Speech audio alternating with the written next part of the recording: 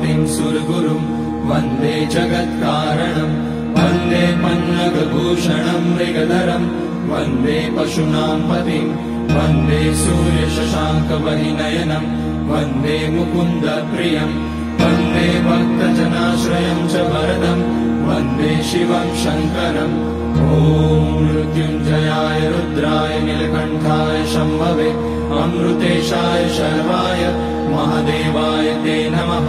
नमस्तेऽस्तु भगवन् विश्वेश्वराय महादेवाय त्र्यम्बकाय त्रिपुरान्तकाय त्रिकाग्निकालाय कालाग्निरुद्राय नीलकण्ठाय मृत्युञ्जयाय सर्वेश्वराय सदाशिवाय श्रीमान् महादेवाय नमः। ॐ नमः शम्भवाय च मयोपवाय च नमः शङ्कराय च मयस्कराय च